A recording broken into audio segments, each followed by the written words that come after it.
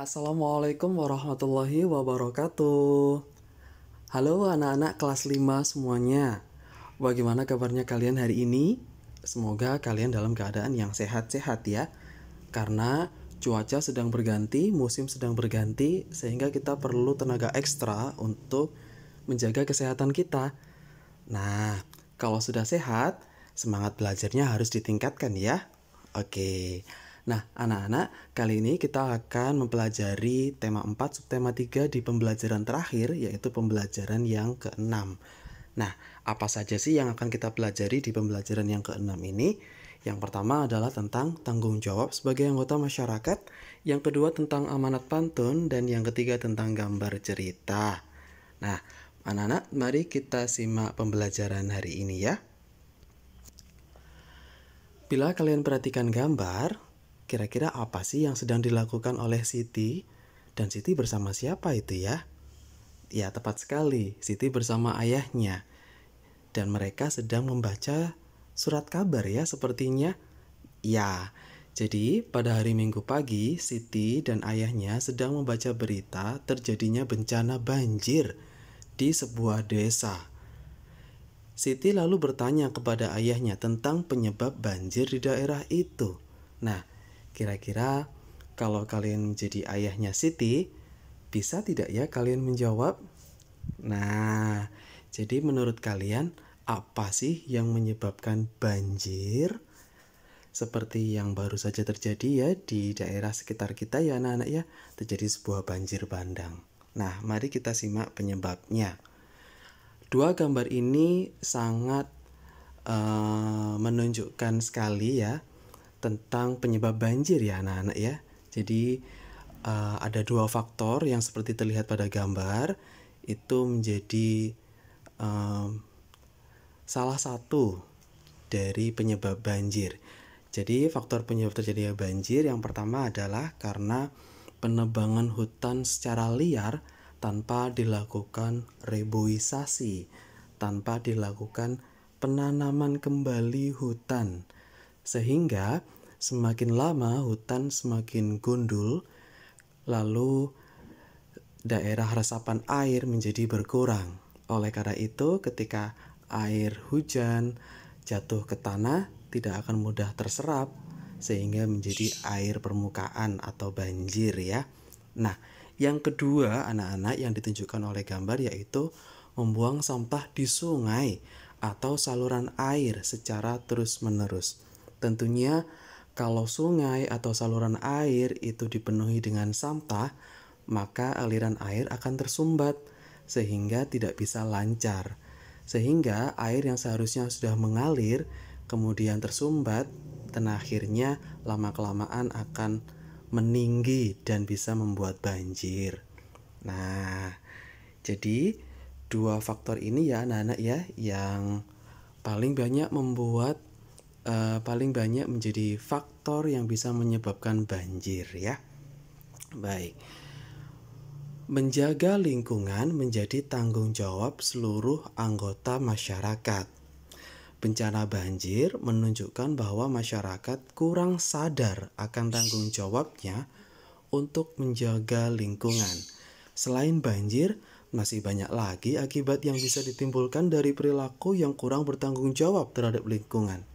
Nah, kalian kira-kira tahu tidak ya, apa saja itu akibat-akibatnya apabila kita kurang bertanggung jawab terhadap lingkungan tempat tinggal kita? Baik. Akibat-akibat tidak dilaksanakan tanggung jawab sebagai warga masyarakat. Yang pertama, tentunya lingkungan menjadi kotor anak-anak ya, penuh dengan sampah, dan yang pasti ketika ada banyak sampah maka di situ juga banyak sarang penyakit. Nah, ya. Jadi bisa menyerang tubuh kita, bisa menyerang kesehatan kita kalau tempat tinggal sekitar kita itu kotor dan penuh dengan sampah. Yang kedua, lingkungan menjadi tidak terurus dan tidak terawat. Jadi ini akan mengurangi keindahan ya ketika kita melihat kampung kita yang seharusnya hijau, berseri, lestari, kemudian menjadi tidak terawat kalau kita membuang sampahnya sembarangan misalnya, ya kan? Atau kita tidak pernah melakukan kerja bakti untuk membersihkan rumput-rumput liar yang ada di pinggir-pinggir jalan kampung. Nah, seperti itu ya anak-anak ya. Dan yang ketiga adalah ini yang lebih parah lagi, yaitu menjadikan hubungan antar anggota masyarakat itu menjadi kurang harmonis, menjadi kurang rukun. Kenapa bisa terjadi hal seperti ini? Karena ketika lingkungan tempat tinggalnya kotor misalnya ya, kemudian warga itu jadi lebih sedikit berinteraksi misalnya ya. Dan ada pula bahkan mungkin yang warga yang satu menuduh warga yang lain membuang sampah sembarangan, atau ada warga yang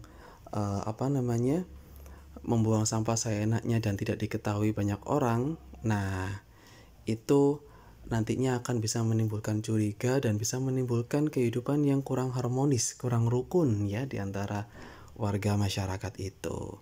Nah, anak-anak, itu akibat-akibat yang bisa terjadi apabila tanggung jawab kita sebagai warga masyarakat itu tidak kita jalankan.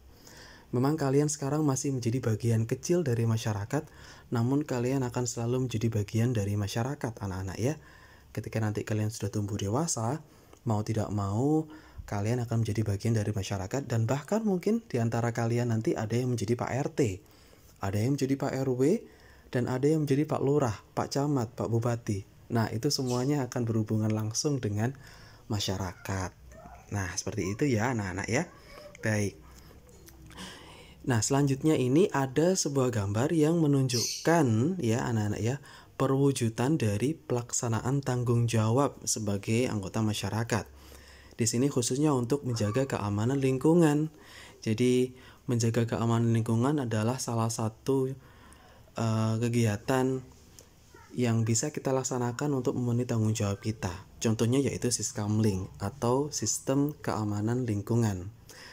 Dewasa ini mungkin di tempat kalian, di kompleks perumahan, atau bahkan di kampung-kampung juga sudah digantikan Siskamling ini dengan petugas security mungkin ya.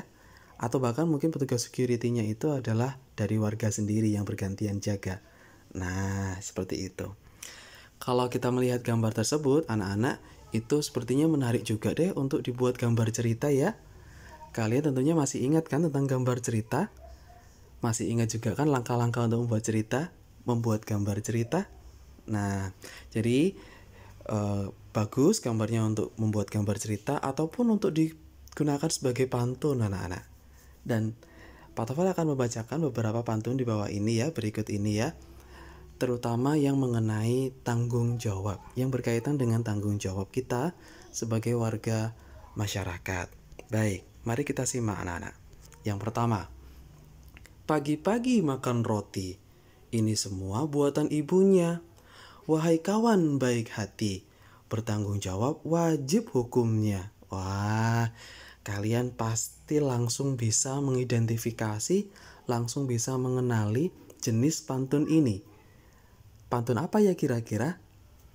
Ya, betul sekali. Ini adalah pantun nasihat, iya kan? Baik, sekarang Pak Tofar akan membacakan pantun yang kedua, anak-anak.